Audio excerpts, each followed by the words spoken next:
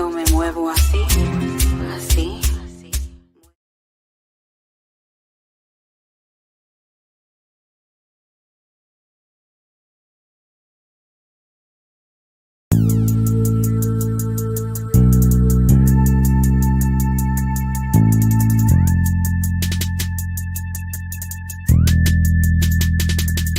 Thank you, God, for this day. We have lived everything in our life, our health, our family, the guidance you have given us, allow us guidance to the path of righteousness.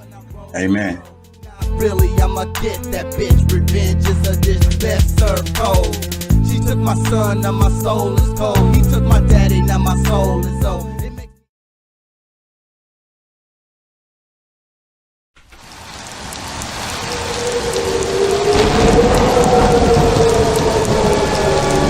Doing what we do 3 to 4 nights a week.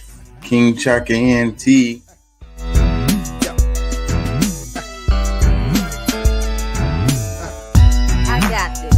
From the She back starts seat. shooting. Ow!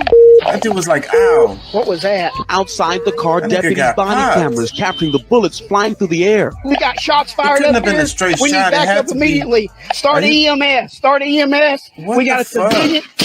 We got a civilian hit. The deputy. Looks like we got us another hit.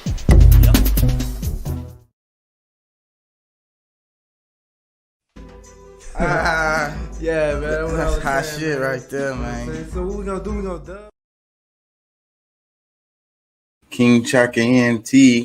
Y'all can check out the music on Spotify, Apple, and other services. This is copyright.gov, U.S. Copyright Office. More information on fair use.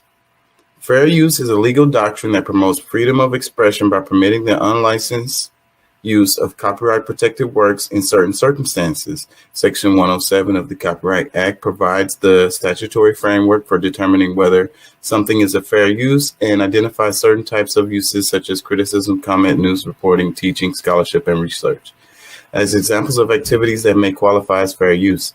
Section 107 calls for consideration of the following 4 factors in evaluating a question of fair use: purpose and character of the use, including whether the use of the commercial nature or is for nonprofit educational purposes, nature of the copyrighted work, amount and substantiality of the portion used in relation to the copyrighted work as a whole, effect of the use upon the potential market for or value of the copyrighted work.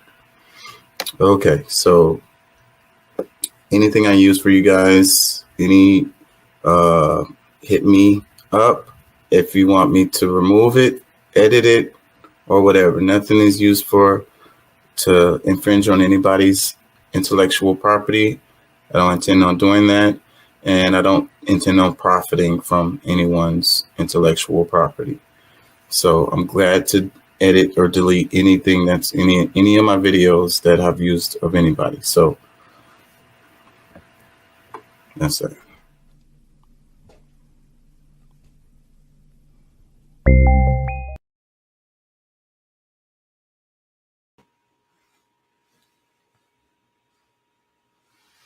Hey, how y'all doing out there? How y'all feel?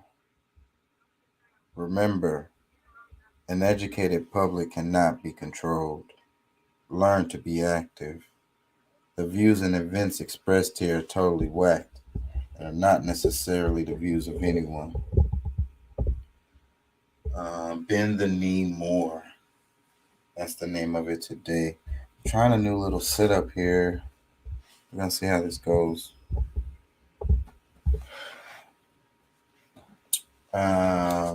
Bend the knee more. I don't know. I'm on a spirituality tip this week. And I was just thinking about, bend the knee. And it's like the world that we live in, and it's like it's all about control, in my mind anyways.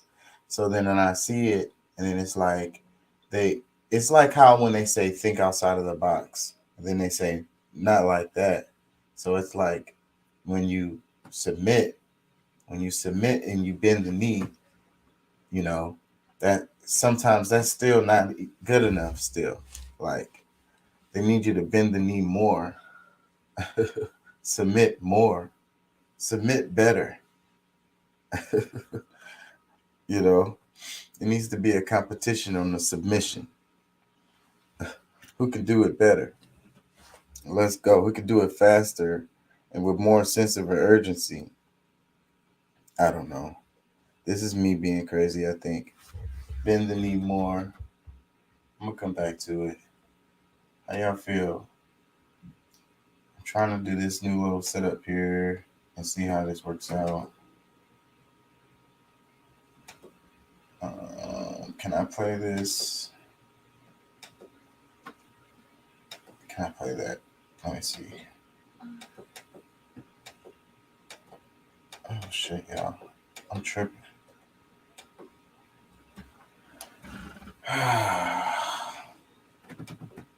Different setup. Got me tripping. You know, that's skin be thick. I'm talking niggas be built for it tough. But the fucked up part about the ghetto is that, you know, it teach you really not to have feelings. Right. You know what I'm saying? Oh shit, I meant to play that whole clip. And I'm tripping.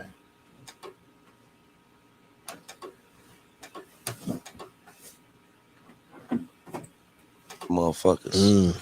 You know, that's skin be thick. I'm talking niggas be built for it tough. But the fucked up part about the ghetto is that, you know, it teach you really not to have feelings. Right. You know what I'm saying? Don't feel From shit, day man. one, you fall off the swing. Stop crying. Yep, What you crying for? Yeah. You feel what I'm saying? So when you get Shit. older and you get in vulnerable situations, you don't even want to talk to a motherfucker because you never want to feel vulnerable. Right. You never want to feel weak. You never want to, because since you was 2 years old, is stop crying. Like you can't be emotional. You can't show emotions. You can't, you know what I mean? You try to show emotions in the hood, man, nigga a bitch, man. You look weak. Like the hood make fun of shit that we ain't supposed to be making fun of. Look at this nigga going to college, you know, trying to be smart ass nigga. Like, wait, for what? So you can't even be vulnerable in the hood. So when you grow up like that and you have issues and you can't even talk to motherfuckers and you got to keep all that shit boggled in, that's fucked up. But then the flip side of that is those be the ones who make it because they have thick skin and they get all this power, this money. Got them issues. Right. Still got all them skeletons in the closet. Ain't nothing changed because you ghetto raised some extraordinary motherfuckers. You know, that's skin be thick. I'm talking niggas be built for it tough. But the fucked up part about the ghetto is that. Yeah. Goddess Ayana, she's been on this tip lately about like men getting their feelings out and stuff. This is her post right here. Her caption, it says, if we raise our boys to think sadness is weakness, then how do we help heal our men who have suppressed theirs? So I think she's making a really good point on this. And it's something that we don't really talk about nearly enough. So it's a really great topic. And I also think that it's a big part of what's happening in the world right now, you know, in the politics. It's being manifested in the politics where it's just kind of like this suppression of feelings, this like, you know, not having an outlet or a proper way to be able to express their feelings. And it's coming out as this horrible ass politics, this hateful ass politics, but it's really just coming from a hurt place, a lonely place.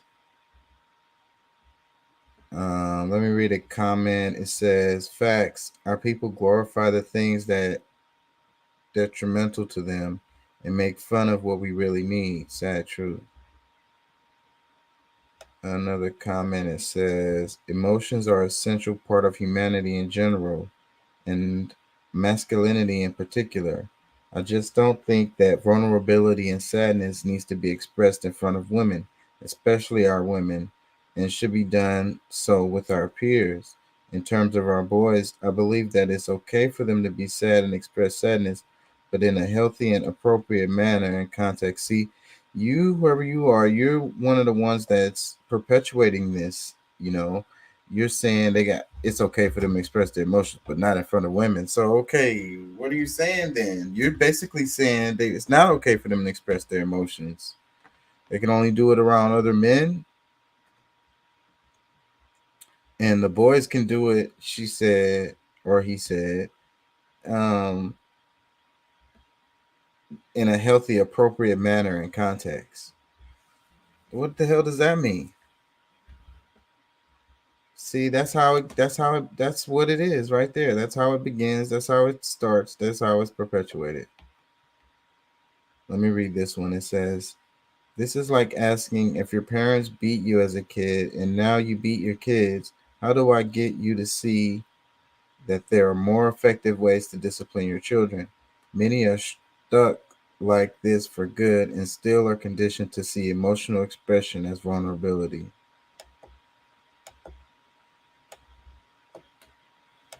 Yeah. Another comment, it says, this is a fact and emotional intelligence is essential to mastering self. If you can't first acknowledge and logically address your emotions, how can you ever be able to control your reactions when you are in an emotional state of mind? How are you considered a warrior without emotional intelligence? Wait, so here goes another comment that sounds like it's pretty much perpetuating it again. He says, this is a fact and emotional intelligence is essential to mastering self. So are you saying, what are you saying?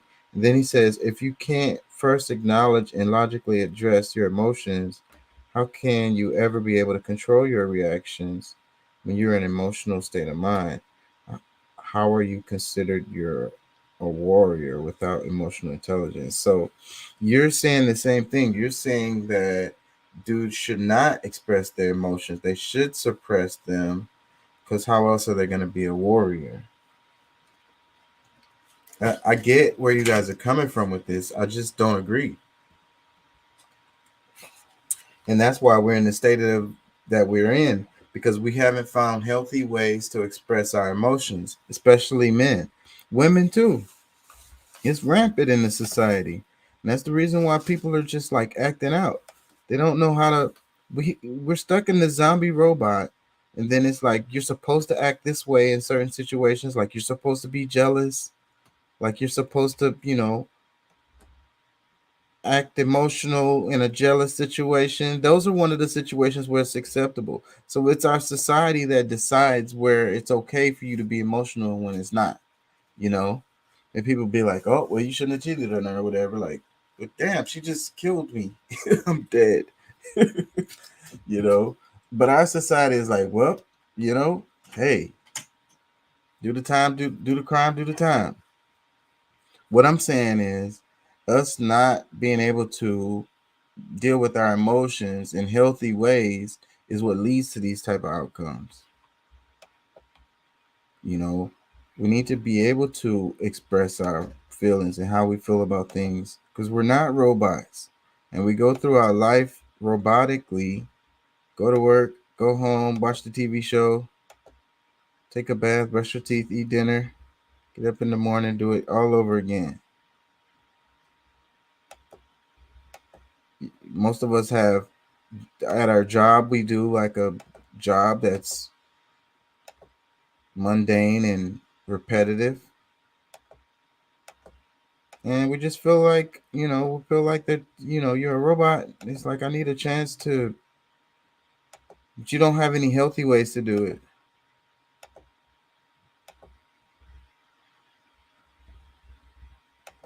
Afternoon on the 405 freeway to get up there with signs, banners, and say Kanye was right while they're Nazi saluting. You know how miserable your life has to be to spend it on a freeway bridge on a gorgeous full Saturday afternoon in Southern California with an arts and craft project. You went out there with some arts and craft shit with your banner. Like, you got nothing better to do. You don't want to play pickleball, basketball. You don't want Netflix and chill. Go get yourself an In-N-Out burger. Go get some sun at the beach. That's what you want to do? That's how you want to spend your Saturday afternoon? On a beautiful Saturday afternoon on the 405 freeway, to get up there with signs, banners, and say Kanye was right while they're Nazi saluting. You know how miserable your life has to be to spend it on a freeway bridge on a gorgeous full Saturday afternoon? I don't know, man. I would have to say Rappaport's his bias is showing there. I mean, but he's doing what he does. He's a comedian, and he's got this podcast show now. He's got to produce content. So, he's the guy you love to hate on the internet. At least I think that's what he's, framing himself as. That's his shtick. So, but like, I don't agree with the comments because it's like, I saw some of those banners and the people on the freeways or whatever. Kanye was right. I don't know about the Nazi saluting part. I don't know that I saw that. But that could be the case, and I just didn't see it. But he was talking about the Jews, so it's just, the thing is, it just shows that you can't talk about them. It's not okay. It's not acceptable. It's not, it's a no-go. You can criticize a lot of segments of our community, but that's one that you can't. Let me read his caption. He says, "There's so many other things to do on Gorgeous Saturday in California. What did you do this Saturday besides hang out on a bridge on 405? ... Okay, in this picture, it does show them doing it, so I don't know. They could have spliced that, though. Hey, I'm not no freaking SS supporter or no fucking Nazi supporter, so please don't think that. But I think you could say Kanye was right about something without being a Nazi. Our society is boiled down to two. You're either a Nazi or not a Nazi or whatever. Like, there's like... Which is not... It's like you either... I don't know. I'm not explaining. Heard of. Because when certain... I'm not explaining that right, but... things like that happen, most people... Me and Tyler Live has always... Hold on, y'all. I'm trying to go to the post. All right. Tyler Live has always been great. I felt like after I had a certain person on my show, we even got tighter, which is not heard of, because when certain things like that happen, most people you separate. I was with Tyler Live. Okay. When that Drink Champs came out. Okay, so I had to warn them. Me and EFN called each other, or I called you, or you called me, or whatever. We called each other, and we said we can't let this come out without us telling. Hold on, stay right there. Without telling Tyler first. So I would like to ask y'all, where was y'all at when y'all first heard Kanye say? This was not the Kennedy assassination, first of all. Where were you? I'll never forget. I was eating mashed potatoes when it came across the wire. Shots fired. But when we were together, we were in Denver. Yeah, we were in Denver. And what happened in Denver? Because y'all getting high. Look. No. The only reason we're even smoking and drinking and entertaining this tomfoolery is because we're on a show called Drink Champs. That's right. Oh, my fault. That's right. What do you mean, Drink Champs? Nigga, I'm standing next to the Drink Champ. Nobody's fucking with him. So y'all in Denver, and what happens? I don't remember. Listen. Pop culture is a desert right now, and your show is an anomaly. And that Kanye West interview you did was one of my favorite things that I've seen in all of pop culture in recent history. Sincerely.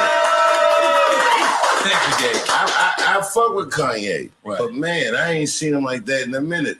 It was funny. It was engaging. And then this nigga had to go in on Kweli's hat. On his hat, you said? On his hat? He went on Kweli's hat. Yeah, I forgot about his hat. He said something about Kweli making baseball hats popular now. Ain't no disrespect, nigga. I laughed. I would like to. Me and Talib has always been great. I felt like that was a free Dave Chappelle joke. Like it was set up exactly how he does his jokes. Like I don't know if he was freestyling that or if it was written, but in all of his shows, what are they written or are they freestyling? Ooh, that's a question. I'm sure it's written, but that was funny though. Like, you know, anyways, I just wanted to play that because I thought that was funny. You never see Talib Kweli without a hat.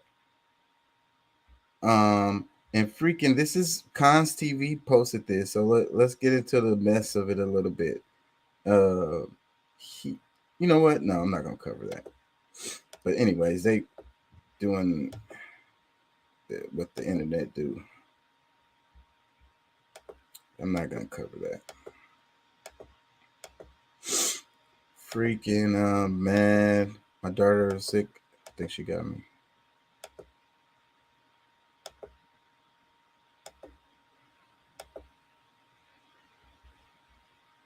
They do have, actually, if you look around the country, they do have programs, unfortunately, well, they will take a student, look at their race, say, okay, you're white, you're an oppressor. If you're black, you're oppressed. And think about what that does to a 6 or 7 year old kid.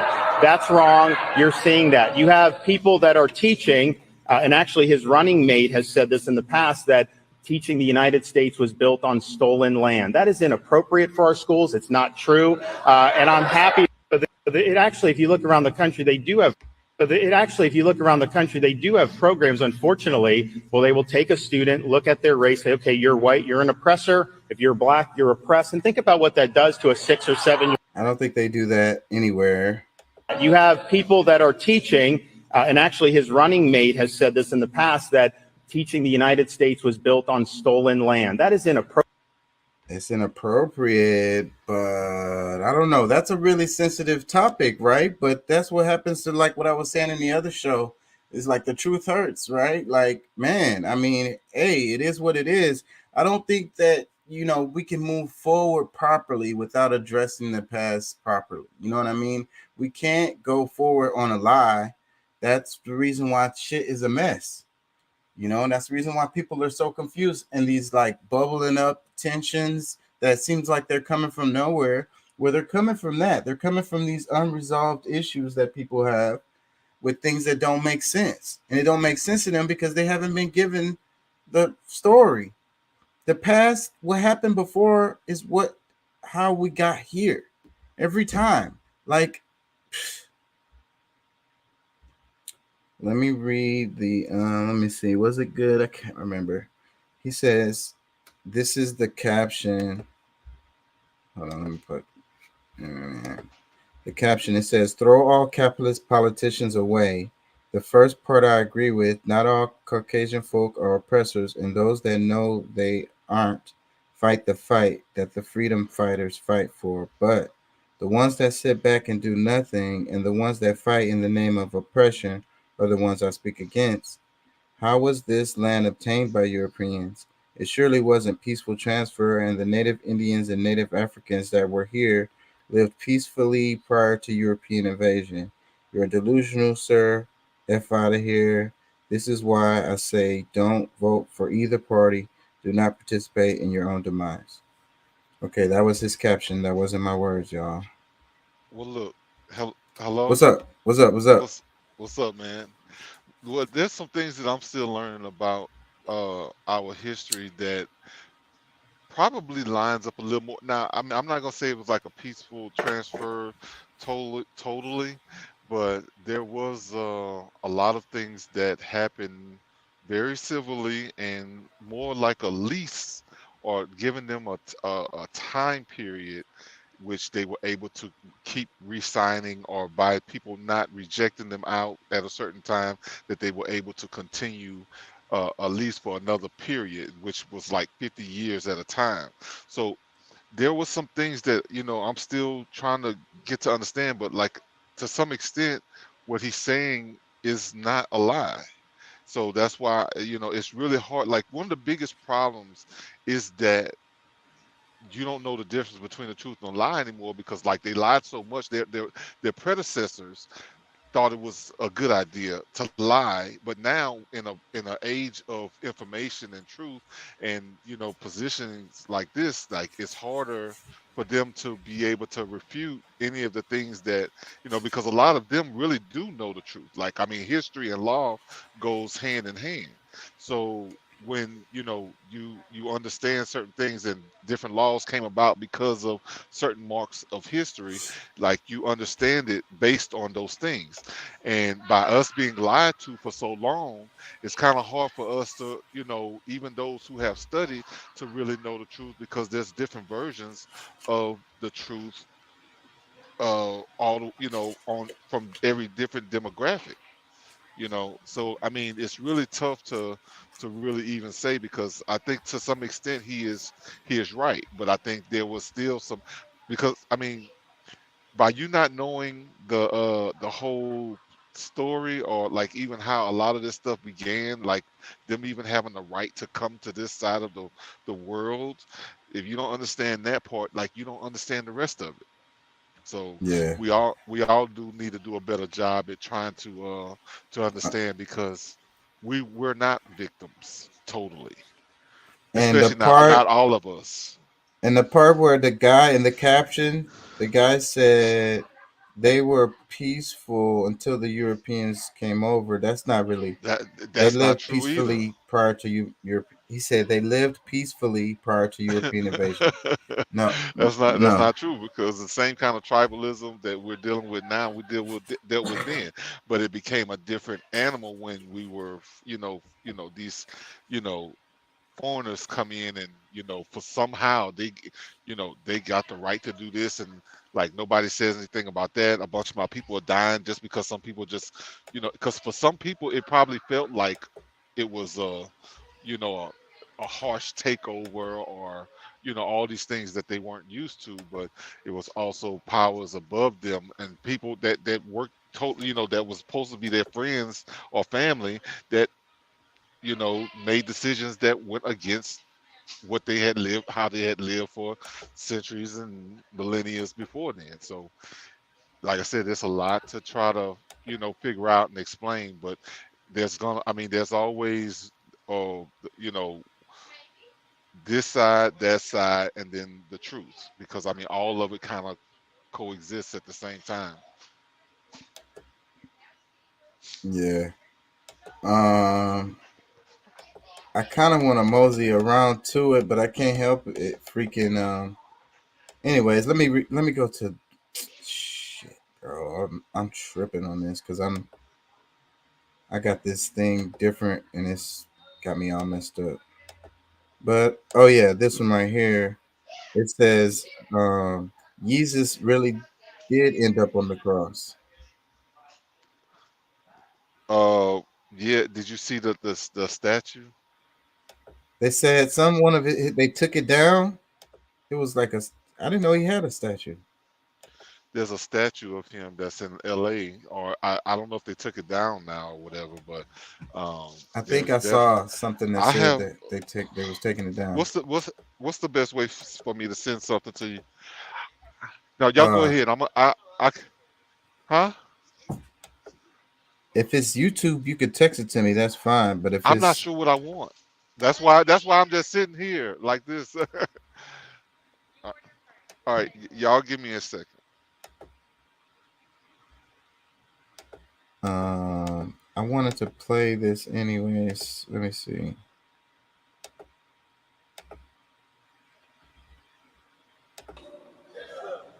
Defend them with all the truth that you know. Defend your people.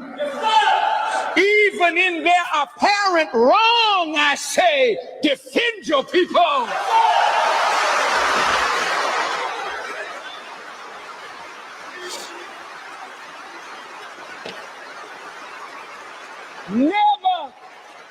Never take the white man's side.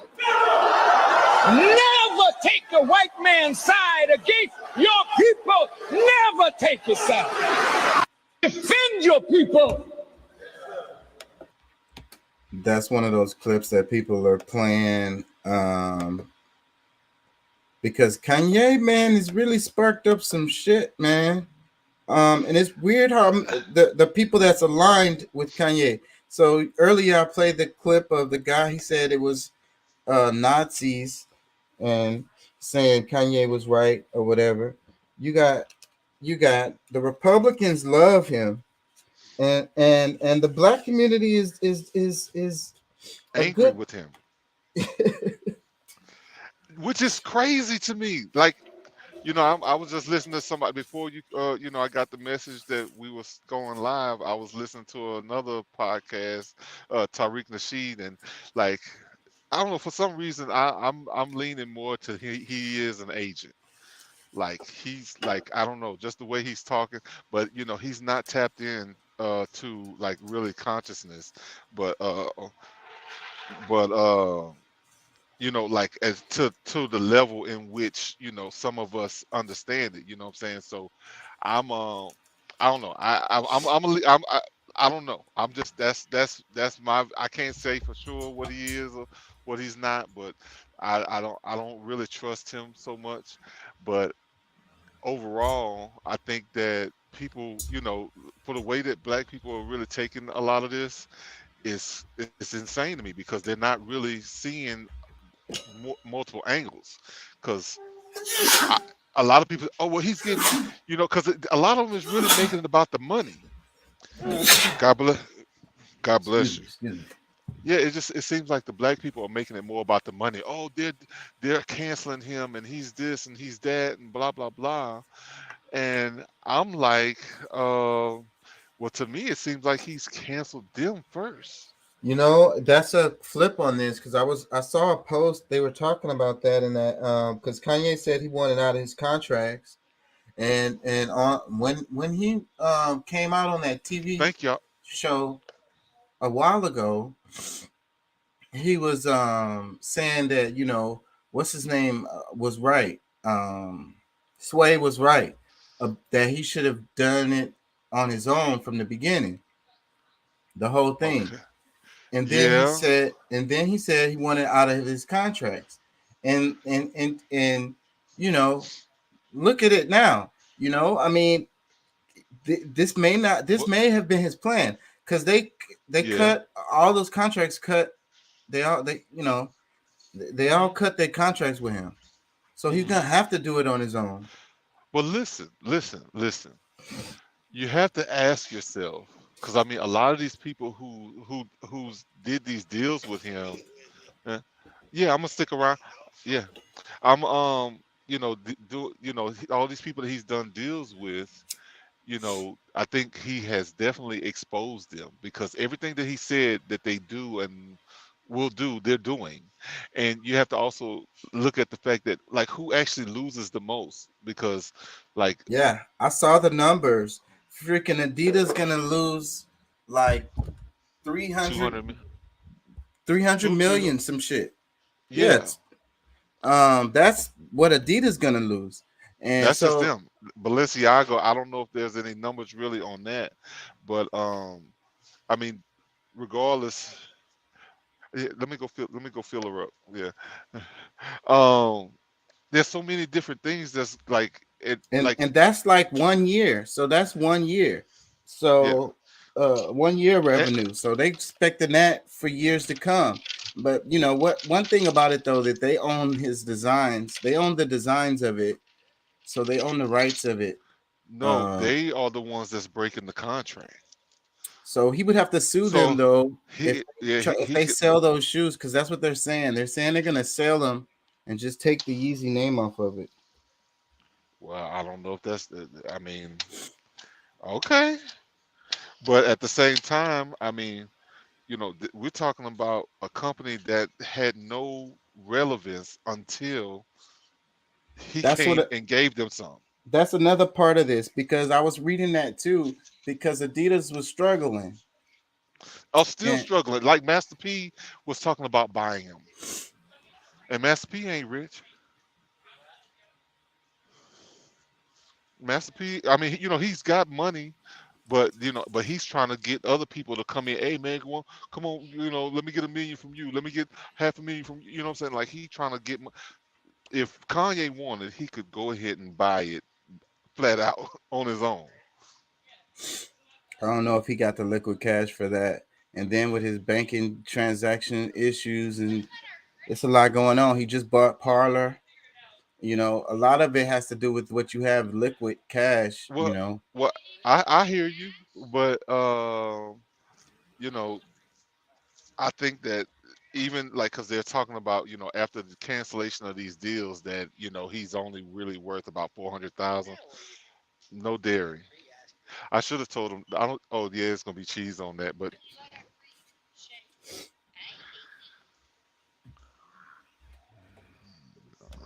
I don't really drink.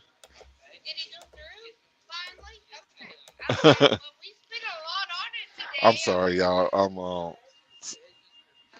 But yeah, I mean, there's so many different. There's so many different angles to it that, you know, if it depends on, you know, really your you know, your point of view. Because I mean, one thing that Tariq said that is true is that a lot of people, you know, they don't have the financial brain to really be able to tell somebody who's a billionaire or you know, hundreds of millions, whatever the real value he, you know, liquid, however valuable he really is, to be able to make those type of decisions, because they're, you know, they have no idea what it's like to have that kind of money. But at the same time, I mean, if we're putting value on your dollar amount, like that's a part of the problem that we have already. Like, I mean, yes, I mean, do we all need money? Of course. But when every decision we make is based on money, that's where we fuck up. Yeah. So, I mean, you know,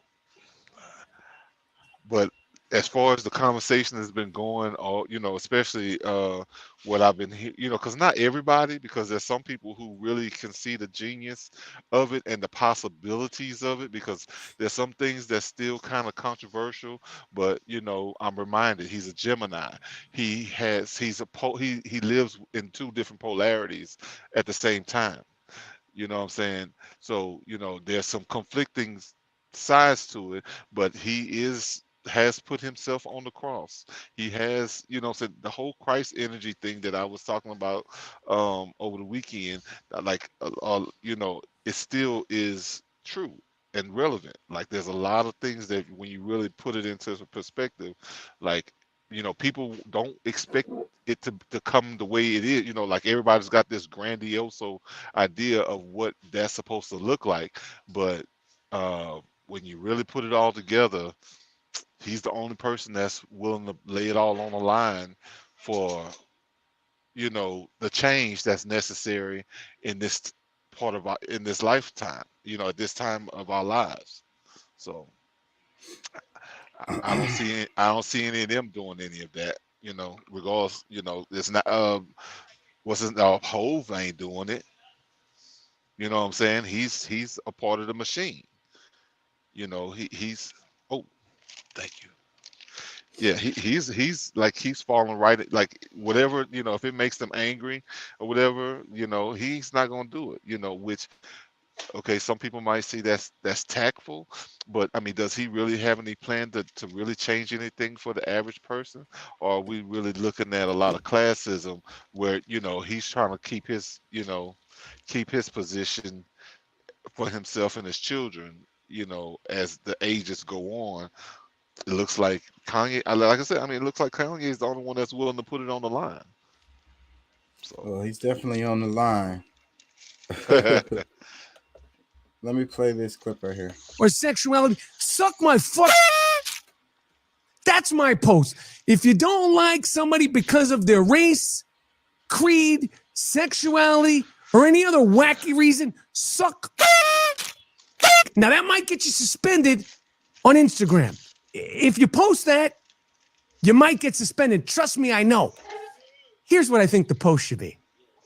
The post should be, if you don't like black people, you don't like Jewish people, you don't like Asian people, you don't like gay people, trans people, non-binary people, you don't like the Hispanics, the Puerto Ricans, the Dominicans, the Latins, the Nigerians, the Nairobians, I'm leaving a bunch of you out.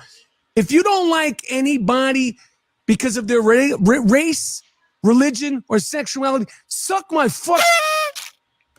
That's my post. If you don't like... Okay, Michael Rappaport. Okay, I have no idea what angle he's trying to go at, but I mean, you know, this is the problem I have with people like this is that people actually listen to him. So, you know, for whatever reason, but being able to control the narrative is one of the things. Like, this is something that Kanye has been talking about. Is, you know, like they can, you know, get on, they can try to control the narrative. Like I said, I mean, the whole idea that, you know, they have canceled him. Like, I know that was one of the hardest things for them to say is they gonna cancel their contract with him, but you know, the TV is telling everybody that, you know, Kanye's the loser, he's this and he's that and blah blah blah. Shit, Adidas was not. Anyhow, okay, you know what, Rappaport, I agree with you. I'm the same. I feel the exact same way as you, but I don't trust you because you're a flip flopper and you say this and it's, yeah. Yeah. All right. Okay. I'm good. Thank you. Here's that one. Let me play this. I don't like it, and I think it's racist against this cancel Kanye culture is whack. I don't like it, and I think it's racist against us as a whole. Now, when Kanye was making his backward statements against George Floyd and how he died, which were supportive of police brutality, Adidas said nothing. This cancel Kanye culture is whack. So it's like what he's saying is, you know, Adidas didn't say nothing before. They you know, he said something about trying to, but I'm on. I'm sorry. Hold on. He said something about the Jewish people, and now Adidas is like, nah, you went too far. You've gone too far. I want to go into this polling thing right here, but I'm having trouble going to this page. Freaking, what page is it? Am I just gonna look it up? Brave New Films.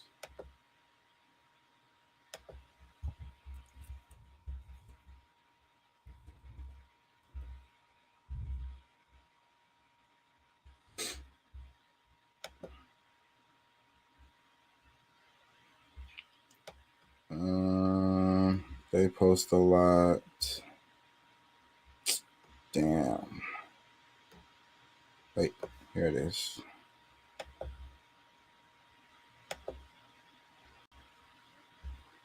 It says Arizona voters have reported being filmed and harassed by armed and masked vigilantes while trying to cast ballots at drop boxes.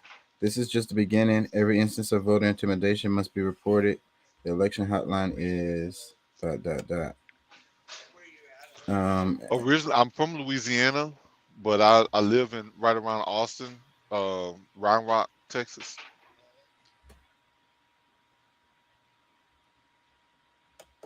I thought this post had more on it about it, but because I saw that somewhere more about that topic, and it has some clips. Whatever. We're gonna get it together, y'all. I think I'm gonna just go into the spirituality stuff because that's what I wanted to talk about, and I'll just kind of in. So it says, hold on, is this the other part of the Kanye part? Foot Locker instructed all of its stores to remove pairs of Yeezys from their sales floors, according to email. Where's the one? This is irritating me. I'm finna get out of this. I don't know why I'm having this trouble. Anyways, freaking Meta Baraku. He got a strong Jamaican accent, so it's kind of hard to understand him. I mean, I understand him, but I think for a lot of people it will be hard.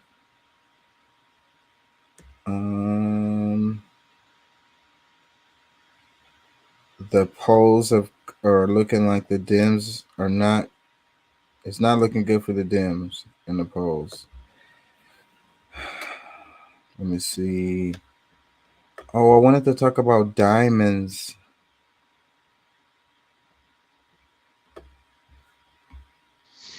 What about diamonds? You know the word, that freaking song, that Rihanna song, "Shine Like a Diamond." And it's always kind of creepy, right? That song is kind of like, and then when you listen to the lyrics, it doesn't sound like she's talking about what she's talking about. You know what I mean? And that song always made me uneasy a little bit. Like, I like the song a lot. I love it. Do not get me wrong. But what I'm saying is, I was always like, what the hell is she saying in this damn song? Because she's not saying what it seems like she's saying. And, you know, that's what got me to digging. So then it's like demon. But it's not demon in the sense of how we think of it. It's more of like one that could do good or bad, you know. It's not, it's, what do you call it, malevolent or whatever. It can do both. It's not like just a bad guy, but it's like a spirit. Are you following me?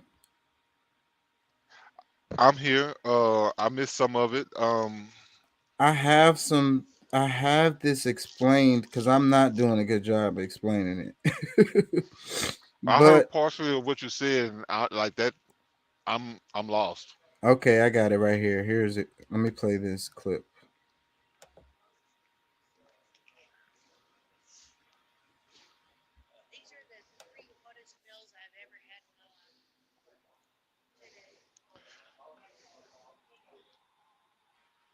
Oh, am I sharing? I'm not sharing, huh? Fuck. Am I sharing? No, I'm not sharing. What are you trying to share? Video. I'm kind of out of whack because I'm changed up my setup, trying to do it different. So I'm a little out of whack tonight. I see you sponsor. You got a new sponsor now. No. Oh, you talking about Adidas? Because we was talking about Adidas. Whatever. You drop you. They done dropped Kanye, so now you trying to get the job. Shit. I'll take that 341 million. All right. Y'all listen to this. Doesn't really correspond to the way that the ancients conceived of these beings. The idea of demons as an exclusively evil creature associated with the devil that is out to hurt or possess humans is one that very much develops with the writers of early Christianity. Ancient people in pre-Christian times had a rather different conception of demons. The word itself, demon, comes from the Greek term daimon, and a daimon in ancient Greece was a much more ambivalent creature. There. That's it. Did y'all hear that? And then they changed the A and the I and the D. So I mean, I'm still trying to understand how does that link up with the actual physical diamond. It doesn't. Because I mean, I know the frequency exists together, you know, because it's the same sound. But No, it does. I mean, I don't know about that part, but no, it doesn't. It just, you know, I mean, like it's kind of like cognates in different languages. How one word is maybe it is the same and pronounced the same, but it has a totally different meaning in a different language. You know what I'm saying? Connotative linguistic. Yeah, so that's the play on words that, of course, a musician is gonna catch a hold to because musicians are poets, and that's what you do. You like to play with the words like that. So that's what it is. So, but that's what I was saying. This is where it comes from, though, and I think that's what she was talking about. Let me play a little bit more. Basically, a daimon was a spiritual being that stood in between the gods and humans. The gods were, of course, the highest beings in existence, and us humans are lower physical creatures. And in ancient writers such as Plato, the daimons fit right in between. They are spiritual beings that are more powerful than humans, but not quite gods. As such, they often acted as intermediaries between the two realms and could serve as positive inspiration or as cause for trouble. Daimons were neither good nor evil. There were both good daimons and evil daimons. So while the idea of evil daimons did technically exist, that was only one category of this elusive being, and would thus have a slightly more complex perspective here. The situation in ancient Mesopotamia was basically the same. Demons could be both good or evil with different personalities. It's not that any given demon was either good or bad definitively, but they could do good or evil things. Their nature wasn't set in stone, but had personalities and emotions just like other creatures. Obviously, the Mesopotamians didn't use the Greek word daimon, especially not in pre-Hellenic times. Instead, the Sumerian word udug, or the equivalent Akkadian utuku, was used to refer roughly to our concept of demon today, or rather the ancient Greek concept of demons, as long as we understand that translating it as demon is a compromise, and that we should keep in mind that this is referring to a much broader category of beings rather than the Christian evil creatures that we associate with the term today. Okay. What do you think?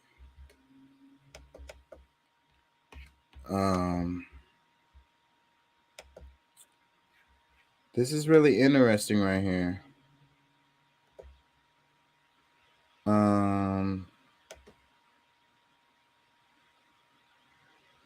I'm trying to see if there's some comments on here that's worth a crap, but at the moment I don't see any.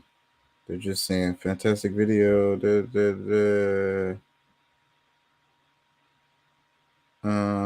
Here's one. It says the similarities for comparison are rich in this presentation. Such a useful project. Thank you for the contributions.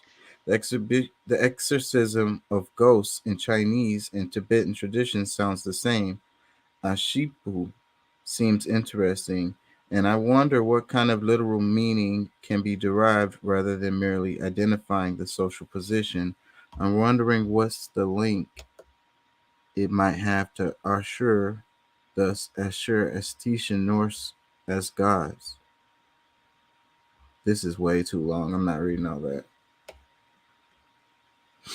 It's interesting though. You know what? He says Snorri recognizes the Dr are the priests, like Di as Chinese emperors. D is also tied to the Tai or Duis, derived from Dingir as god from form of energy surrounding divine presence. Anu seems tied to the Ansus as Holy Spirit, as Taiwas is the Father Sky God from an elusive formless consistency that is Yang incorporated in absolute subtlety. This can also be tied to Dingir in phonetic context in cuneiform.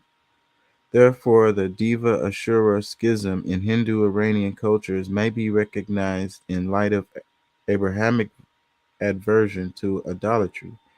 This aversion has a context where the Mesopotamian imperial complex power was invested in idols. Who owned the idols, owned the temple, wealth accumulation. When your idol cannot be stolen, neither can your wealth be removed for long. I also wonder about veneer relationship being like gods and demons and are divine spirits of the minds of heavens, whereas veneer wagons are more related to material realms. These beings in material realms are still spiritual, but can manifest in more interest in human endeavors, therefore closer to humans than the gods. Of course, this is a form where I think saint cults evolved. That was a long comment. I had to read it. I'm sorry, y'all. This topic is super interesting to me. This video is talking about, the name of the video is Demons in Ancient Mesopotamia. He doesn't have a caption. No, he just has his sources. So it's interesting because a lot of this stuff is what leads to what we do today. And a lot of things that we do today goes back to this stuff. So it's like, even within the religions or without the religions, like he described so much stuff in here where it was like ancient Mesopotamia, but I was like, we do like almost the same thing, the same kind of stuff today when it comes to like our spiritual practices and stuff like that. Am I losing y'all? Let me play some more then. So what were these demons? Well, the demons were everywhere, and they were seen as the cause behind all kinds of different issues, both personal and larger societal issues. It was demons that caused illnesses, both mental and physical. It was demons that could cause strife in general in society. It could affect the crops in the fields. Demons that did evil things, which some demons did, was a problem to the ancient Mesopotamians, and they were feared. And there developed ways for humans to control and get rid of these creatures, as we will see soon. To understand more how they worked, I think it's probably useful to take some particular examples. So demons could be very ambiguous creatures that could take on different forms or no form at all, but there are certain famous demon personalities that had certain characteristics and personalities and were associated with certain things. One of the most famous of these demons was Lamashtu, a frightening female demon that was primarily seen as a great danger to children and newborn babies. Indeed, the thing she was most feared for was that she would stalk mothers and eat their babies, either before or after birth. Ugh. In other words, she's definitely a demon that represents the dangers of childbirth and the possibilities of miscarriage. If a mother has a miscarriage, the baby is stillborn, or the mother doesn't survive the birth, this is the work of Lamashtu, quite an unpleasant creature. These frightening characteristics and features can also be seen from depictions of her, as she is often portrayed with a lion's head and taloned hands. Like as humans, we always rationalize things, and especially if it's something that we can't understand, or it's like feel like we didn't do anything wrong, and it was just like, why did this happen? Then we use stuff like this to make us feel better about it. Like this is our way to get through it. Clutching snakes and nursing a piglet. The theme of motherhood is present here, but in a kind of twisted way. The origins of this demon is uncertain, but one of the names by which she is known is as the daughter of Anu, Anu being the chief god in the Mesopotamian pantheon. In other words, it seems like Lamashtu originally came from the world of gods, perhaps a goddess herself, but that she somehow fell from that position to instead inhabit the world as an evil demon. Obviously, this was the kind of demon that people wanted to get rid of, and there were many techniques and rituals aimed at doing exactly this, complex incantations that would drive her off. Connected to this, another very famous and well-known demon in this context is Pazuzu. Indeed, he is perhaps best remembered as the demon from the 1973 movie The Exorcist, in which he basically plays the role of the villain. This is quite interesting because while Pazuzu certainly has a frightening appearance, and some incantations do describe him as the king of the evil wind demons, he was mostly used as a protective spirit, particularly against Lamashtu. Pazuzu really looks like a monster. He has the head of a beast with long claws and 4 wings, but the figure of this demon would be employed as protection. His head would often be worn by pregnant women to keep Lamashtu away from their unborn child, and a statue of him could be kept in the house or used in rituals for the same reason. So whenever you see this, it's really, they're using it for protection. Quite the opposite of his role in The Exorcist, in other words. Aside from these 2 prominent characters, we also have other more ambiguous kinds of demons or creatures that roam the lands of Mesopotamia. There was, for example, the so-called Liliths, or Lilitu, female spirits of women who died in childbirth that could roam around, as well as the similar Ardat Lili, ghosts of young women who had died unmarried that now drifted with the wind from the hills and haunted men at night. Many have, of course, connected these Liliths, the etymology of which means something like a female spirit or demon, with the figure of Lilith in the Bible, sometimes conceived of as the first wife of Adam. Etymologically, there's probably a connection, and it's another example of the influence of Mesopotamian mythology on the books of the Bible. Again, to protect themselves against all these malevolent forces, the Mesopotamians used various techniques of what we could call magic. Just like in the later Islamic world, basically all magic or occult practices had a protective purpose. It sought the help from God or gods from evil forces and their influence, either to eradicate an already existing problem or to prevent something bad from happening to begin with. There are examples of non-protective magic too, though, and the most famous and prominent example of this is the witch. Yes, there were witches in ancient Mesopotamia too. Gina Konstantopoulos writes that the witch is, quote, perhaps best rendered as malevolent magic user. Known as Kashaptu in Akkadian, witches were evil cosmic beings similar to demons that used magic to do evil rather than for protective reasons. They could hurt or curse people and could be both male and female, even though the female version is definitely overrepresented. In other words, while magic could be used for good or evil, the Kashaptu or witch represented the malevolent use of magic and something that one needed to be protected from. So now that we have a kind of general overview of some of the creatures and evil spirits that roam the lands of ancient Mesopotamia, what can we say about the actual practices used to ward off these forces? I mentioned earlier that there existed various rituals and protective ways that one would counter these evil forces or get rid of them or at least control them in some way. And this included fascinating things, everything from incantations, protective amulets, exorcisms, and various other juicy things.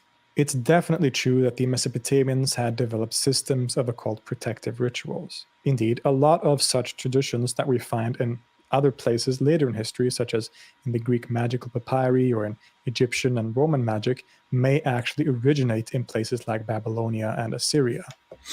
Anyways, I know I'm probably killing y'all with this. He was about to get into the that I wanted y'all to hear,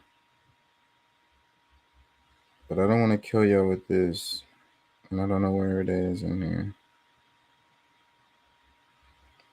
But it's like the stuff that we do when we're going through extreme times, you know, when we're stressed out, like when we're sick. That's one of the things he was talking about. It's like the person that comes over and does the exorcisms also knows, like, he's also like the doctor too, like can figure out what's wrong with you, what's making you sick. That's the part I wanted to play. I don't know where the hell that is.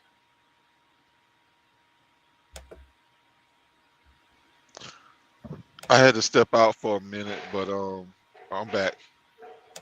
Okay, wait. Hold on, I think I found it. Let me play this one more clip. Baby from the child-eating Lamashtu. In that case, you could simply call an Ashipu who would come and solve your problem. You have a good He night. Y'all would, be safe. and it is mostly he in these cases, show up to your house and make an assessment of what needed to be done. Since ghosts and Thank demons were y'all. such a taken for granted part of everyday life, the vibe here is kind of similar to people today calling for a doctor to help with a medical problem. You got a demon problem? Just call your local Ashipu and he will help you out.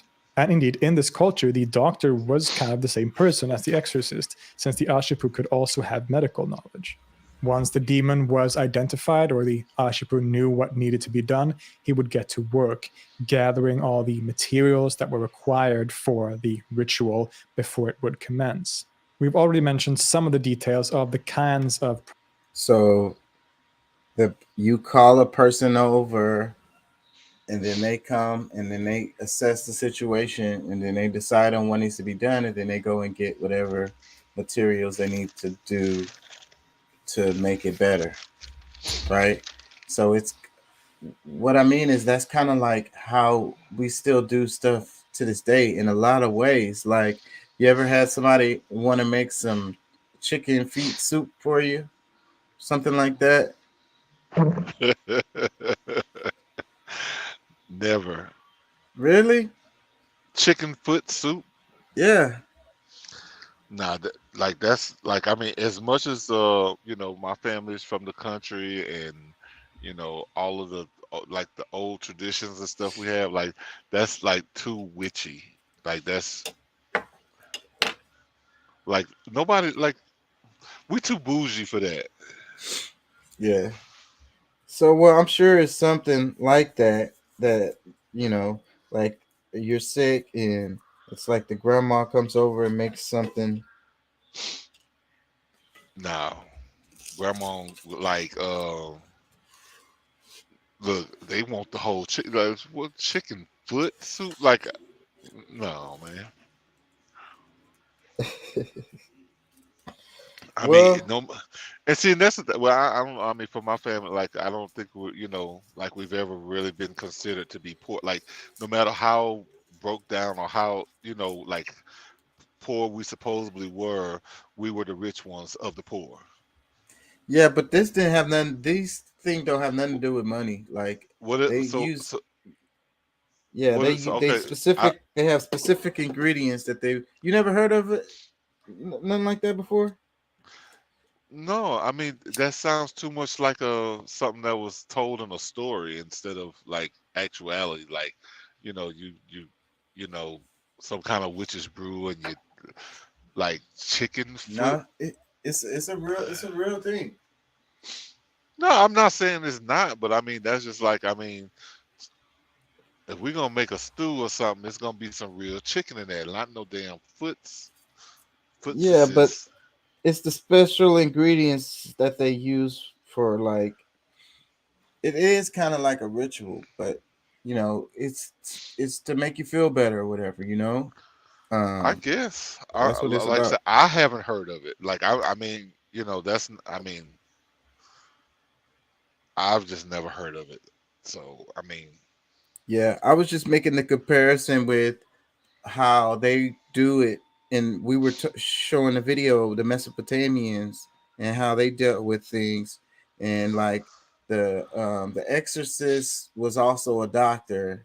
You know, he comes over and figures out, it's like, oh, he might say you got a demon, you know, and y'all got to do this or that, you know, or he might just say, you know, you sick, you just need to let me make this soup for you so you can sweat it out.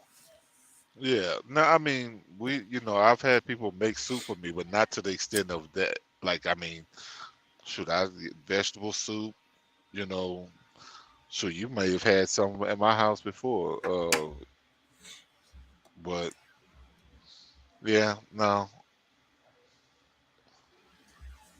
Yeah, that's cool.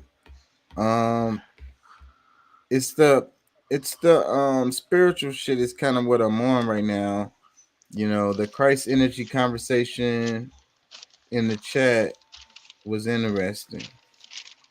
Yeah, you know, I kind of enjoyed like being able to put that in words, because I mean, I've never done that before, and like actually can read it, and you know, like I've you know had those thoughts jumbling around in my mind, and you know, like when I was asked to do that, I was like, oh, okay, yeah, cool, but I didn't want to just put anything. You know what I'm saying? So it kind of had to gather my thoughts, scratch some stuff out, and put it. You know what I'm saying? And I thought it was too short, but you know. But yeah, I think that's a good conversation. I mean, a lot of people don't, really understand it that way because I think that, because I mean, honestly, like I guess I was really saving this idea for the conversation about what was happening in Africa. Um, the whole idea of, the video that I saw, because I don't know, was this something that you talked about last week? You know, because I know you said the video. It's been a while since I've seen it. So, but the whole idea that they're cutting themselves off from Christianity, like they're leaving Christianity behind, and this, that, and the other. When was that? I got distracted because Facebook just sent me a damn message. When we was talking about what? When I was talking about what? I'm sorry. Christianity, in Africa being, like them canceling. Oh yeah, we were talking about that in the last show. I played a little clip about that. The guys were like burning the books. They was burning the Christian, the Bible, yeah. And they were like, no Islam, no Christianity. Africans got to, get back to their. Well, I got a problem with that because I mean, Christianity began in Africa, and I think that based on like what we call I guess up to date or modern theology, the way that it's being taught might be a problem, but like the Bible itself, I don't think that's like, because I mean, when you taught it properly, you don't, what I'm saying, it's not, you don't see it as a hindrance or a problem to you because it actually can uplift you. So I mean, I don't really see the Bible as the problem. I think that the way that we conceived it is more the problem than it itself. If we try to make everything literal in it, we're gonna find problem because it's gonna be conflicting ideas there. That's but when you see that these different stories are told so that you can understand different principles and learn different lessons based on these stories, and not trying to actually make make one of these people you, or I don't know, like I've learned it in different ways and not well, I can't say I know it well enough to be able to teach somebody else, but the understanding that I got from it, especially when we talk about it esoterically and all of the alignments that cosmically, how it lines up, I think that those are different perspectives that I think we have to learn from, because I mean this is a book that keeps giving. You can learn it as a child in the different stories and stuff, but then you got to get to more of the young adult and then like it's something that you can continue to learn from in different angles, so that whatever part of life you're in, you can find a way for it to benefit you. But I think that because of the way that it was colonized, because I mean, if the wrong mindset with any type of teaching can be harmful, because if you go into African spirituality and you have the wrong type of mindset, and you end up in the same position. Yeah. Well, I have to say though, like I feel like you're right to a certain extent, but you're right because it's a combination of prior books, earlier stories that have been, compiled and in some cases changed up.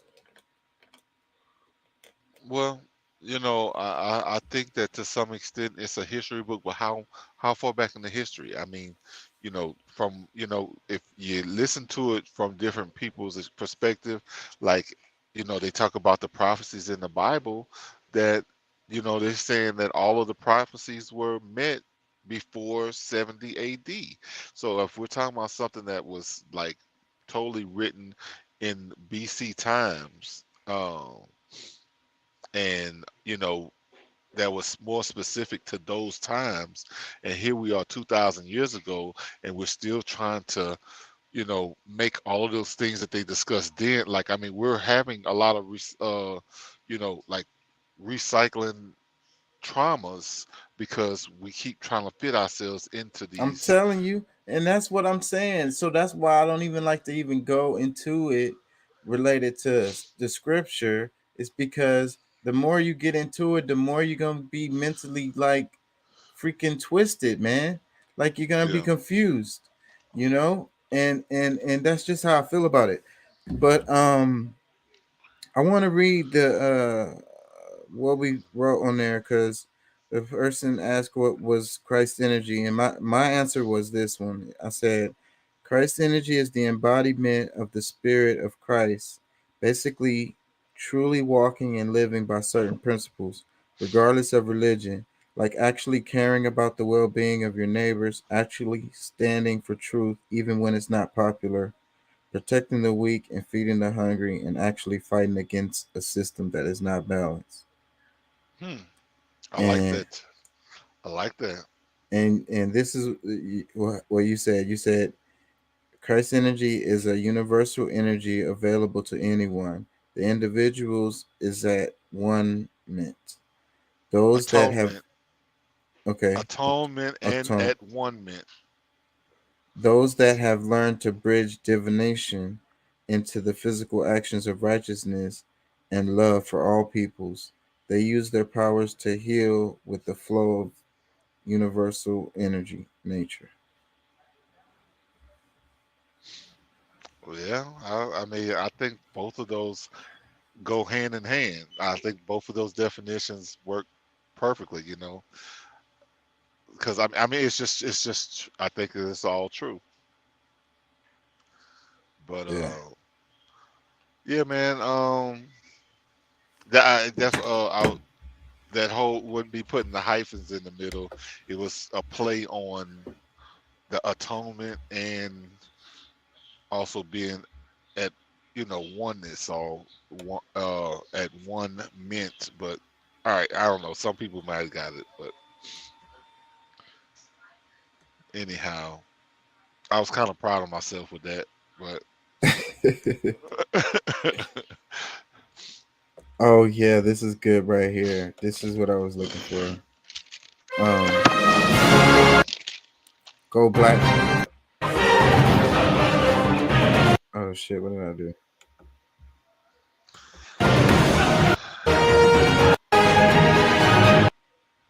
What's up, family? This is your man, not your boy, Go Black to Africa. So I'm out here in Eswatini, right? What is your name, brother? Shamiso Sitele.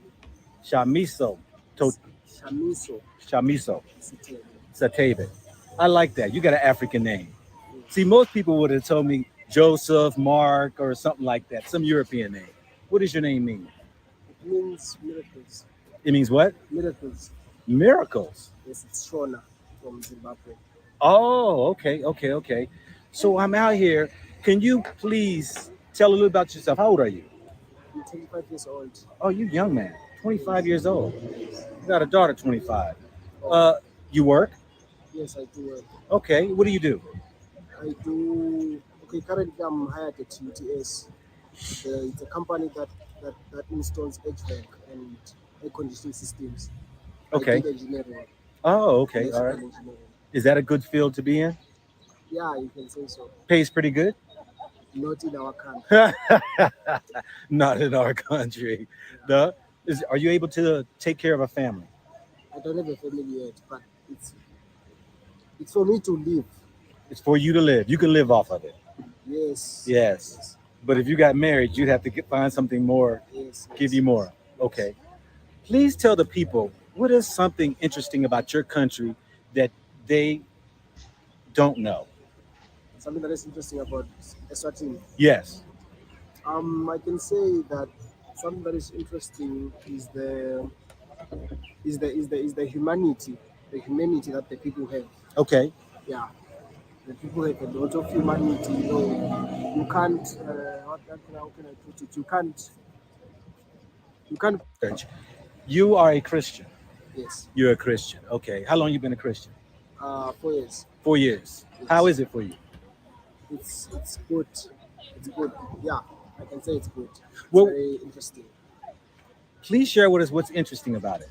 The interesting part is Jesus. Okay. Yeah. What's interesting about Jesus? You know, Jesus is the Savior. He saves us from our sin. Okay. You know, everyone, you know, the problem with the world, why the world is so dark, why in the world there is murder, why in the world there is Sodom, why there is so much sin, bad things, why so much bad things killing each other. It's because of sin.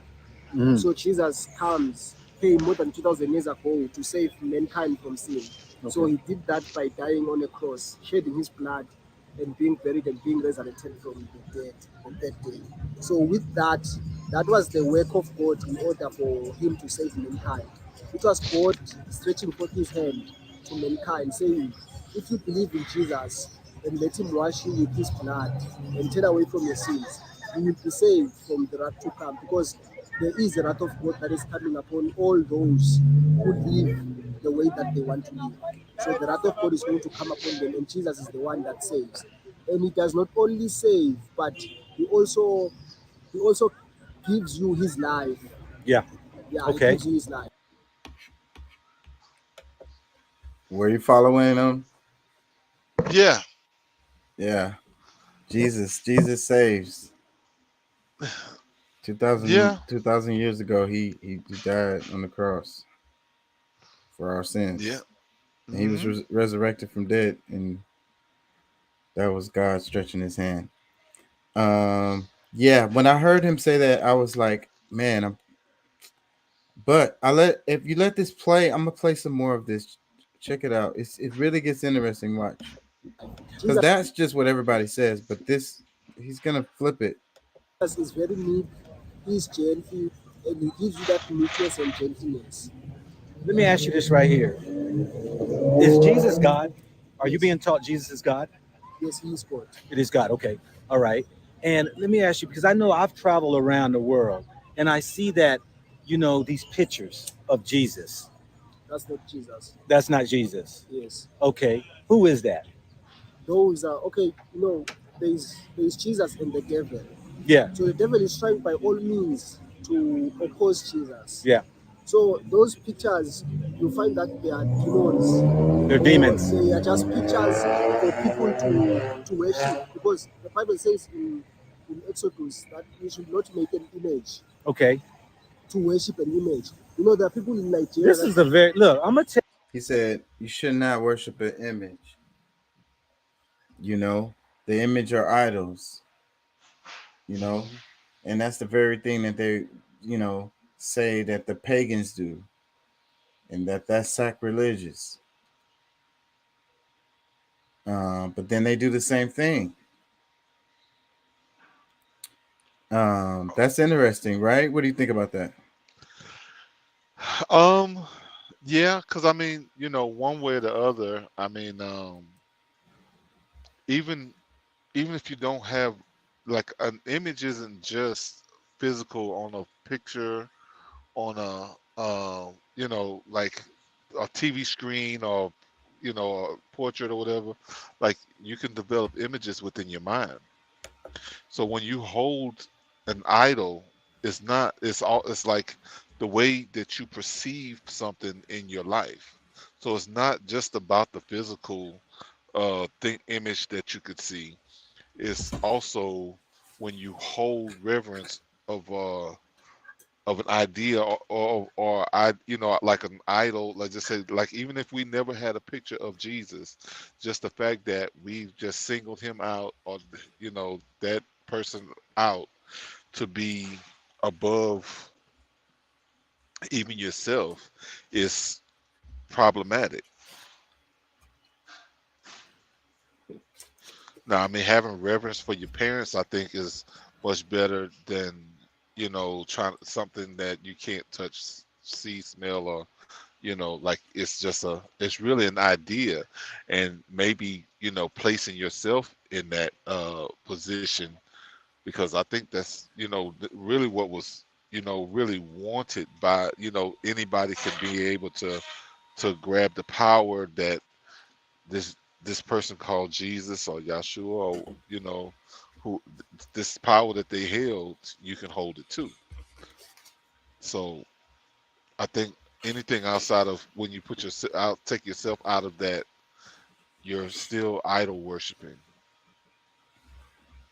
But Well, some people would say that if you worship, you're worshiping yourself, and that's worshiping the idol. well, I mean, you don't necessarily have to worship yourself, but I mean, I would put, you know, myself, like try to place myself there, or you know, like at least shoot for the stars for myself instead of giving, you know, praise to an idol, something that, like something you can't see, touch, or smell. Like, I mean, it's I think, I mean, and this is like, you know, this is just my opinion on it. I'm not, you know, claiming to be, you know, righter than somebody else, but this is just the way I see it. I mean, of course, I haven't always seen it this way. I was raised up like most people, you know, where, you know, I saw that picture and, you know, I had the questions and this, that, and the other, and, you know, try to make sense of, oh, well, he's black. And I mean, even that, me trying to say he's black and putting that image in my mind, that was still a wrong idea, because, you know, they're trying to teach you a lesson about, you know, this Christ energy that you can, you know, each and every person can obtain.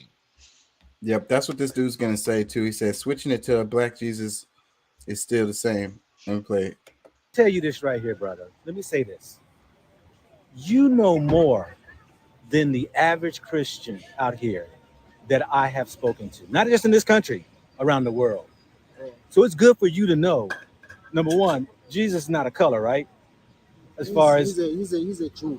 He's a Jew. He's not a white. Is he white? He's not white. He's not white. Jews are not white. He's got color, right? Yes, he does. He's a Jew. Hold on, what church you go to? Because you know what? I mean, you know, most people worship this white man, and they worship like it's like this European. And I like what you said in Exodus, in the commandment. It says you should not bow down to any images, any graven thing. I like that. So you're saying that the Spirit of God was in this body that was letting people know to go back to God. What? I said you were saying basically, I'm just paraphrasing what you said, was that Jesus, the name Yeshua, is the actual Hebrew name. Okay, see, you already know, is God.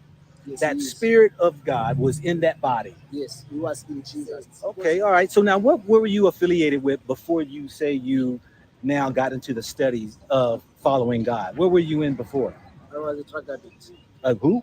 A drug addict. Oh, you was a drug addict. Yes, I was a drug addict. Ah, so you know coming from darkness. Yes. You came from darkness. Yes. Yeah. And you walk into a new teaching that brought light into your life. Yes. Yes. Into life. Into not life. Teaching necessarily, but into Christ, because you know the gospel is Christ and Him crucified and Him buried and Him resurrected. So you know Jesus is the substance of the gospel. He is the meat of the gospel. So He is the one that liberates. I was not liberated by I can say men's teaching paths. I was liberated by Jesus Himself. Let me ask you this right here. So what I'll say about that is it's good. It can be good, you know. The whole thing is that when I was playing the Mesopotamian clips was to try to compare it all to present day. And it's like when we have something, you know, that we're having a hard time getting through, you know, maybe it doesn't make sense, you know, we find ways to, you know, deal with that, you know, like we justify things and we make it so it makes sense. We simplify it. Or easier to digest. Because I think that's one of the reasons why they wrote the Bible the way they did, because it's it's a writing style that they did with this Bible. So it's like you know what I'm saying, like they put it in perspective, because I mean there's many different ways to see it and perceive it, but the one when you're just actually just reading, it's really to, you know, putting all of these people out there is one of the ways that we learn better. Just like, you know, being like, what's that, hooked on phonics? Like when you sing something and, you know, like you kind of repetition, you can learn it faster. When you're able to relate it to, you know, a person, I think it becomes easier for you to understand. And then at that point, you know, after you've done that, so it becomes easier for you to understand the meaning, you know, when you hear it in a different perspective. So I mean, that's the way I look at it, because I don't really see it, any of it as really wrong, but I think that sometimes, you know, some of us are too old or should be more mature than to see it the way that some of us see it. So that's just, but I want to read I guess that's me being judgmental. I want to read a couple of the comments underneath it. It says, "Wow, thank you for this man's testimony and understanding the word of God." Another comment, it says, "Two very intelligent brothers having a deep conversation about the truth without egos getting in the way. Great post, my dear brother. Be blessed." Another comment, it says, "When you experience Christ from a first-person singular perspective and not by some outside prompting, but an inner compulsion, as beautifully explained by this brother, you are not caught in all that world drama." Another comment, "I love his testimony. It's beautiful. I pray he stays grounded in the Lord for all eternity." Well, you know, I do want to point out that, you know, like the culture in which he lives in, I would say is a lot different than what we live, you know, how we live, because a lot of the examples that I may have is that, you know, it was given to us under you know, I guess trying to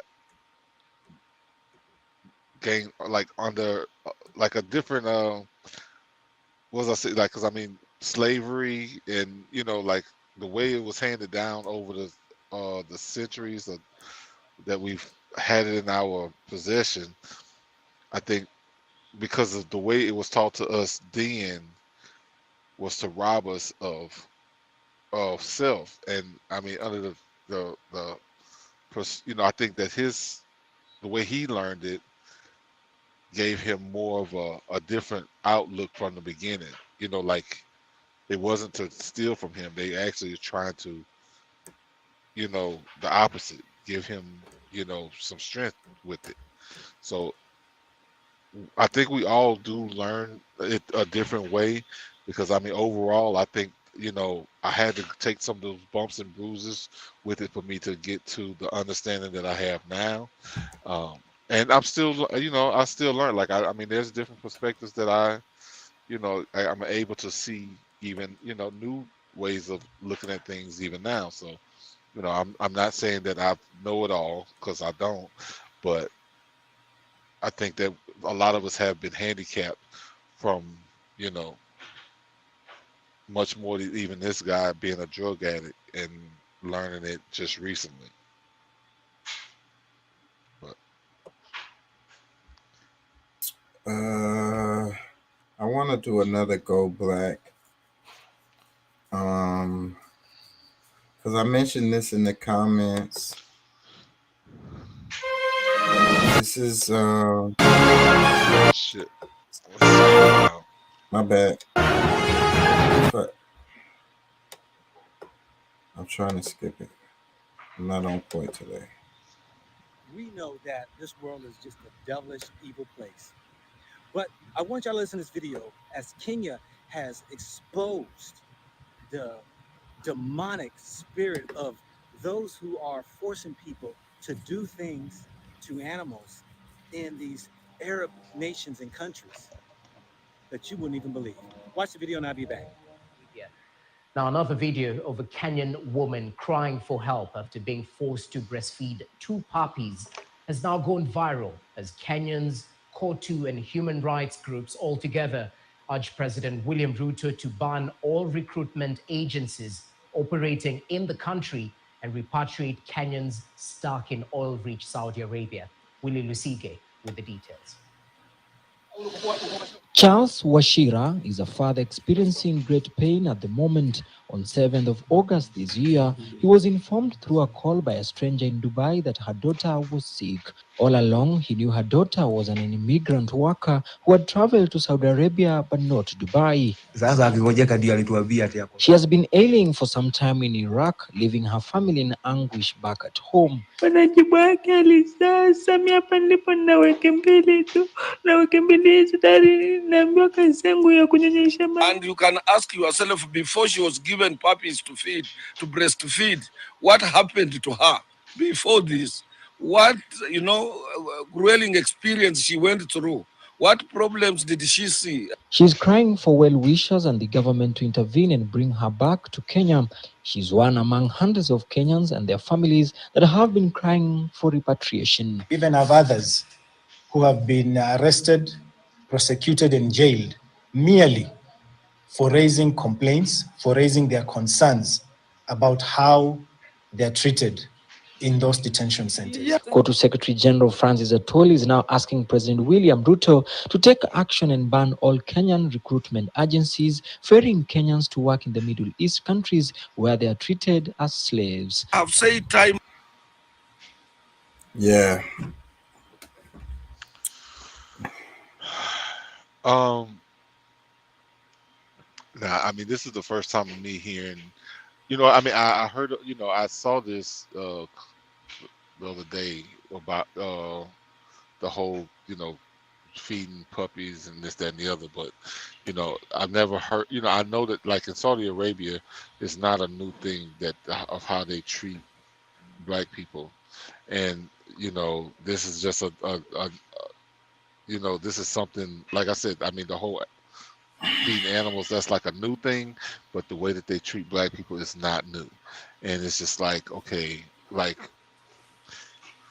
and I know things that like it must be very hard in their country for them to deal with, but like they're sending their children to these countries where it's not, the people don't respect them at all. Yeah. It's like, I don't know what did they expect? At some point it was going to come to something. I mean, these people just don't have respect for, especially Africans. I mean, I don't, I don't really know anybody from Saudi Arabia. They never, I can't say that how they treat Americans, Black Americans, but I've heard stories before, like this is what they like. They can't, like, I mean, for a long time they've talked about how they castrate Black men, so that they can be more feminized, so that they don't have to worry about them around their women or this, that, the third, whatever. You know what I'm saying? This is something like 1950s stuff from here, or 1920s, 30s, or you know what I'm saying? Like they're still doing that kind of stuff current day over there. Yeah, I think like the countries, it never changed. The governments should be strong enough to be able to, intervene in these kind of situations and be like, man, these are people, But that's the thing, because I think that it's too many times that we are, we've put ourselves in a, and I'm including myself, because I mean, us as Black people around the world, a lot of times, put ourselves in a position thinking that we're less than, when we're more needed than we realize, and we take the subjugated stance when really we have more negotiating power than we've even imagined. And that's the only reason why that they take advantage of it, is because of taking that knee on going into when you're negotiating, like you're almost taking a knee automatically. So it's just, it hurts my heart to even imagine a lot of these things that's going on. But at the same time, I think that we got to do better. Like, I mean, we can't keep falling for the banana in the tailpipe. You know what I'm saying? Like, that's Yeah, man. It's crazy. That's what he's finna say. Let me play a little bit. But girls are brought back. What do you think? This is outrageous. This is ridiculous that how a country, these nations, can continue to listen to African countries talk about the evilness that is going on with those immigrants that are coming over to work. But Africa has to wake up and realize to tell their people, stop taking these jobs, going over to these countries when they care nothing about you. Why are you sending your people over to these countries? Why aren't you making way for them to do jobs that are in your own country? They ain't paying them nothing anyway. How is it that you can sit back and argue of the mistreatment of your people, but yet you can't argue against your own government of the mistreatment by how they are not supplying jobs to the people, how the corruption is killing the work industry? But this evilness that happens in these countries that I have shown before, please watch the end of this video and see those videos that I did, even of a African woman who was over in Dubai. Oh yeah, that I'll she get was rid of it. crying for her life. They took her. What's that?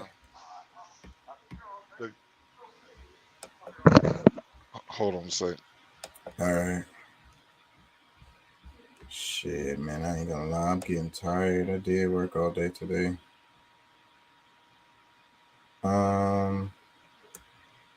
The Ron DeSantis, because he's gonna ask him, are you gonna jet out of the governorship after you?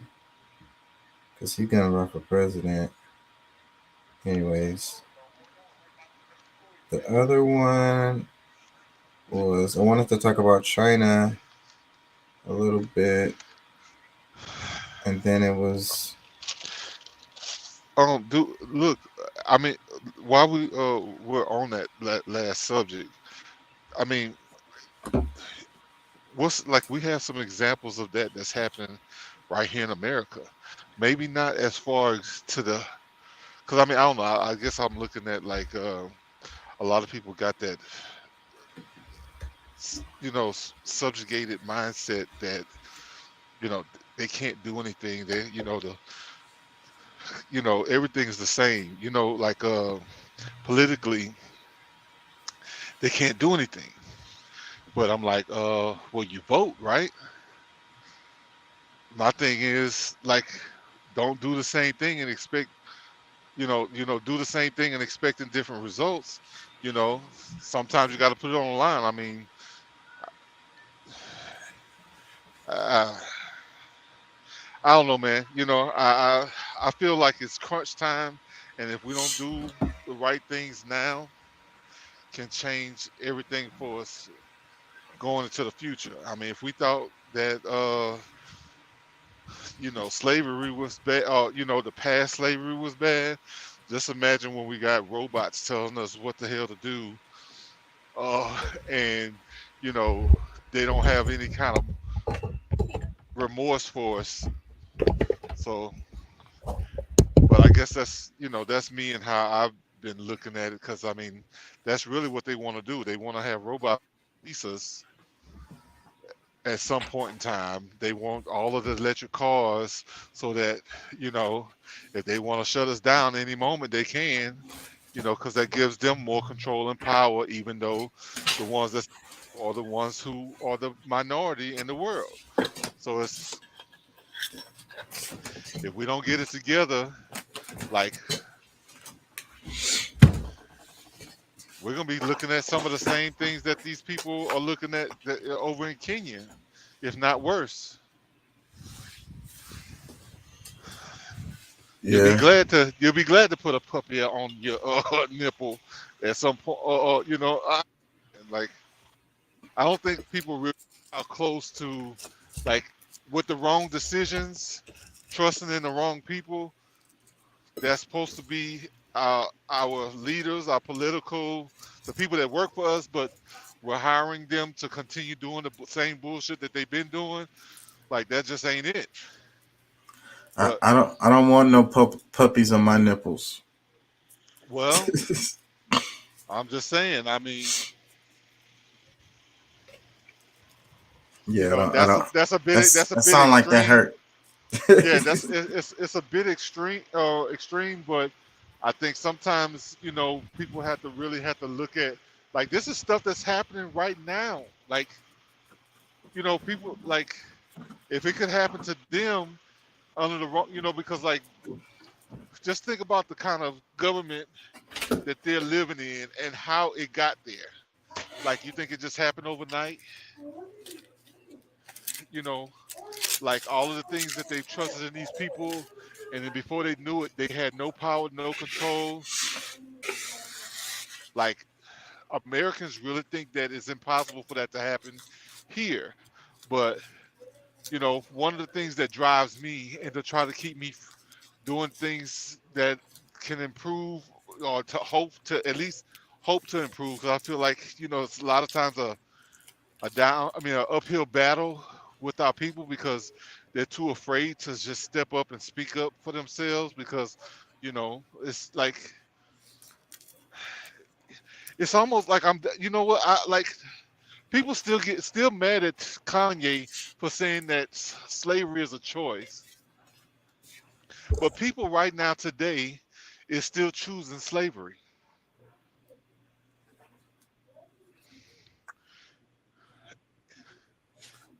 And they don't see it. Yeah. Kanye. I'm just saying, but he's a great example. Like, I mean, to some extent, that's like somewhat of a prophecy. Like, he's saying that, you know, he's saying it about the past, but it's also, people right now have a choice, and they're choosing, you know, like the opposite of empowerment for themselves. Like, they're willing to give it all away. Like, I mean, I get angry with the baby boomers, because, like, you know, they're, you know, a lot of them have just given up, and now, like, everything that we say that we're trying to fight for, like, a lot of people's like, oh no, that'll never happen, and this, you know, like, bro, yeah, you feel like that because you know, the mindset you had, but don't, you know, weaken everybody else mentally because you didn't have the courage to step up and do something. And I think, like, the generations coming after us are going to be even more, you know, like, bro, like, they're more willing to fight for this stuff more than, you know, even us. I mean, if you look at their mentality, like the young people coming up behind us, like they ain't really for the foolishness. Like, and they really want to see some action. But, like, there's no way I'm gonna tell my son that I was, like, you know what, you know, or for him to even assume that I was just too much of a bitch to do anything to protect his right of freedom. Like, I'm gonna just give it all up because I'm too scared to say something about, you know, what's really ours. Like, we give them the power to act, but I'm not gonna reprimand or, you know, punish them by not letting them back in office. Like, you keep voting the same people in that promise you this and that, whatever, and as soon as they get in office, they say screw you. I mean, these are the people that you continue to support. Yep. That's bitch acidness to me. It's not smart. Yeah. At this point, I think a lot of people don't feel voting at all is going to accomplish anything. Okay, so what does? Let's have that conversation. What does fix it? I mean, they talk shit about the people who went down there January 6th, people that, you know, like, they was willing to fight for what they thought was right. What the hell we gonna do? We gonna take some kind of stance, or we just gonna? I mean, what's the solution? Well, Well, we know that we can't rely on the government, so therefore we have to build our own institutions, our own freaking bring the community together and build what we need to provide for ourselves. Do it ourselves. Well, I mean, based on what I know about the United States, is that it's supposed to be a democratic republic. Democratic republic, which laws are governed. The laws govern the people, and if there's laws that they can change and create to, keep you from doing this or that, like they still got control, and they can kidnap you, put you in prison because you're not following the law.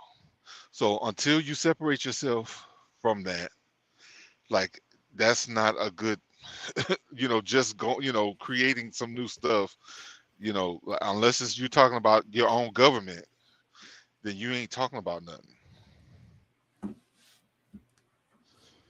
Yeah, well, that's what I mean. Yeah, doing it on your own, like despite them, their only power is the power that we give them. So if we ignore them, they won't have no power. Yeah. Well, I like I said, I do like I talk shit about Tariq Nasheed, but I do give him props for what he's doing in government and some of the things that he's talking about. Because I mean, we do need certain protections. We do need our own police force. We do need funding for so that we can do this, that, and the third. But at the same time, there's people out here that he shits on that's actually legally doing it right, the right way, separating from them, and saying pretty much to hell with we don't need your reparations, we don't need this with none of that. Like we really just need each other to come together, but there's too many people that's looking at trying to get it done the easy way, which is pretty much doing nothing, sitting back waiting for somebody to hand you something or say, oh, here you go. But I just don't. And I'm saying that about building the communities, but at the same time, I'm still into politics, and at the same time, whatever they decide on federal levels are going to affect you locally. So, but I'm saying that people should just focus on their local community and try to build things there, make your community better. And then if people can do that in all the different communities around, then that's how it works. But like I say, you're still going to have a federal government that's going to. Well, because that's the federal constitution trumps all of the others. Yeah. So then, a certain amount of involvement in the government, but I think that it just needs to change. We need to change it somehow. It needs a dramatic change. Yeah, and I mean, because I get a little passionate from time to time, because I mean, might seem like I'm biting at you or growling at you or whatever, but it's just like it gets frustrating because things that are so clearly to see, there's just like people are just missing it. Like they just totally like they, I don't know, like people really feel hopeless in a lot of cases. And it's like it's us that makes all this stuff go round. Like I mean people, and just people that's upset or think that Kanye's a failure because he's losing these contracts and this, that, and the other. Like without Kanye, a lot of those people didn't have anything. And that's how we have to look at ourselves right now, like Kanye, like without us, they have nothing.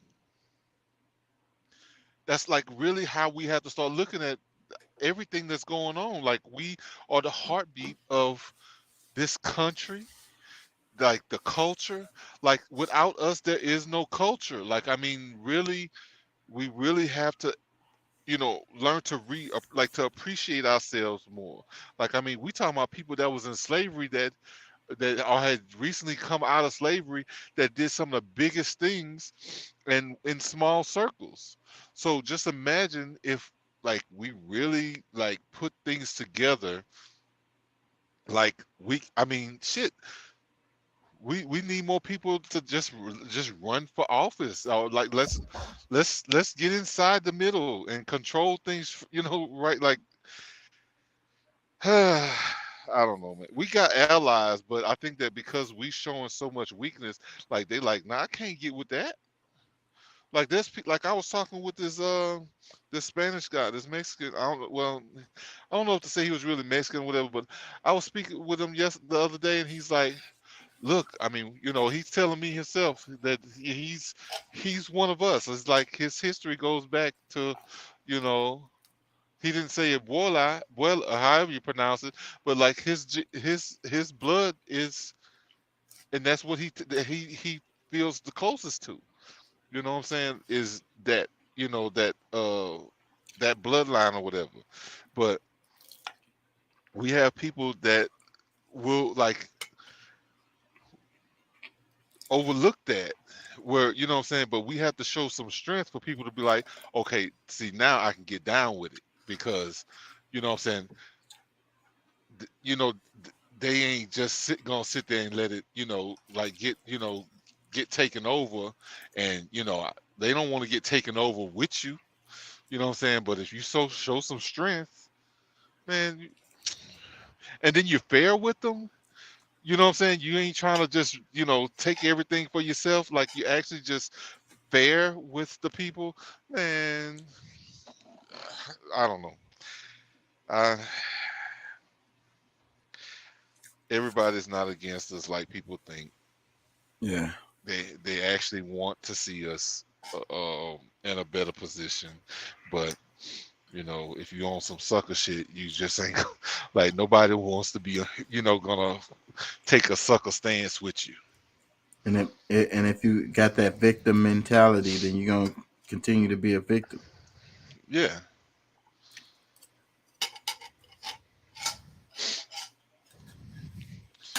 But yeah, I'm gonna have to wrap it because I got class in the morning, and I really didn't realize I was on this long. Oh shit. Okay. It's only 2 hours, but yeah, no, I mean, I look, I didn't want to say it, but I really didn't want to, you know, I was gonna try to hang with you as much as possible, but shit, I got a long day tomorrow too, you know. Yeah, I got class in the morning, and it's gonna be hard for me to get up. I already know. Yeah. Well, yeah, man, that's cool, bro. You know, we'll pick it up tomorrow. Yeah. Maybe Deuce will pop in and we can. Yeah, I'm gonna do a better show tomorrow. I was just trying a different setup and stuff, so. Yeah, and I apologize too, man. I went in the store to had somebody's like, come order some. We're gonna bail you food. I'm like, I don't, you know, like it went through all kind of little crap, and I felt like I kind of interrupted the show a couple of times, so It's all I good. apologize for that. But it's all good. Yeah, man. Shit, we'll be back tomorrow. Peace and love. Thank y'all for joining. I'm gonna try to get peace some and rest. love. All right. 10-4. All right, bro.